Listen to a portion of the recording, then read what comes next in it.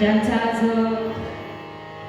द्वितीय पुण्यस्मरण आमच्या कैलासवासी संगीता मॅडम जगदाळे शिंदे यांच्या या कार्यक्रमाच्या निमित्तानं तुम्ही आम्ही सर्वजण तिथे उपस्थित आहोत. त्यांच्याबद्दल थोडंसं सांगत असताना की जी माहिती मला शिंदे सरांकडून मिळाली, खरं तर पहिल्या दिवशी पहिल्या वर्षी कार्यक्रमाचंही सुंदर नियोजन झालेलं होतं. सुंदर कार्यक्रम आयोजित केलेला होता आणि या द्वितीय पुण्यस्मरणाचा कार्यक्रम माझ्या वाट्याला आला. खरं तर आता मी कीर्तन करायला लागले बरोबर, आणि कीर्तन करता करता आता भजनाचे कार्यक्रम थोडे कमी प्रमाणात आले, परंतु सरांची इच्छा होती की आपल्याला मंगल कार्यालयामध्ये तो कार्यक्रम करायचा आहे. साऊंडचा थोडा प्रॉब्लेम येतो, त्यामुळं कीर्तन न घेता त्यांनी भजनाच्या कार्यक्रमाचं नियोजन केलं. परंतु असं आपल्या माणसासाठी काय पण नाही का, उद्या मला लावणी गायला जरी लावली तरी आपल्या माणसासाठी असं नाही होणार बरं का, कारण आता हबोबं चालू झालं. परंतु असो, मी सरांचे पुनश्च एकदा धन्यवाद व्यक्त करते. अतिशय सुंदर असं नियोजन आहे. मॅडमांवरती प्रेम करणारा हा सर्व शिंदे कुटुंब परिवार, त्यांचं माहेरचं कुटुंब असेल, त्यांचे सर्व नातलग असतील आणि सर्व प्रेमी स्टाफ असेल, आपण सर्व इथं त्या मॅडमांसाठी उपस्थित आहोत. त्यांच्याबद्दल बोलत असताना ज्यांचं शिक्षण BA BEd असावं, गाव बिधार, तालुका मान, जिल्हा सातारा, अगदी 49व्या वर्षी, खरं तर त्या लवकर आपल्याबद्दल निघून गेल्या असं म्हणायला हरकत नाही. परंतु असो, ईश्वराची नियती असते, प्रारब्ध असतं आणि हे कुणाला चुकवता येत नाही. त्यामध्ये आपण सगळेजण असतो. परंतु जेवढ्या दिवस राहिल्या तेवढे दिवस खूप सुंदर त्यांनी दिवस काढले. त्यांची मुलं असतील, त्यांच्या मुली असतील, अतिशय सुंदर संस्कार, सुंदर शिक्षण. सरांचंही कामकाज अतिशय सुंदररित्या, ते स्वतः शिक्षक आहेत, मुलंही सुंदररित्या काम करत आहेत. आणि अशा कुटुंबामध्ये अचानक दुःखाचा डोंगर जसा कोसळावा तसं हे दुःख त्यांच्या वाट्याला आलं खरं, आणि प्रत्येकाच्या कुटुंबामध्ये होत असतं. परंतु मॅडमांचं जीवन हे अतिशय सुंदररित्या घालवलं. माध्यमिक शिक्षण बिदान येथे 8वी ते 10वीपर्यंत त्या शाळेत अतिशय हुशार होत्या.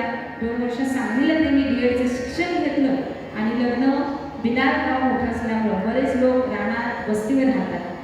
तशा पद्धतीनं संगीता मॅडमच्या आईवडील देखील शेतकरी कुटुंबातले आणि राहणारी अशी ही मंडळी होती. आणि अगदी सर्वसामान्य कुटुंबातनं कष्ट करून आपलं आयुष्य, आपलं करिअर आणि आपलं पूर्ण विश्व उभं करणाऱ्या अशा ह्या मॅडम आहेत. आईवडिलांची कृपा आशीर्वाद आहेत. मे 1992 साली गादेवाडी येथे त्या प्राथमिक शिक्षण म्हणून अंकुश गणपत शिंदे यांच्याशी त्यांचा विवाह झाला आणि 1993 मध्ये त्या शिक्षिका म्हणून नोकरीला लागल्या. तरडक असं व्यक्तिमत्व, ललगूर, उंबरगळे, खटाव, नेर, बुधवालेवाडी येथे त्या नोकरी करत होत्या. गावात आदर्श असं शिक्षणाचं काम त्यांनी केलं. 2019 रोजी आदर्श शिक्षकाचा पुरस्कार सुद्धा यांना मिळाला.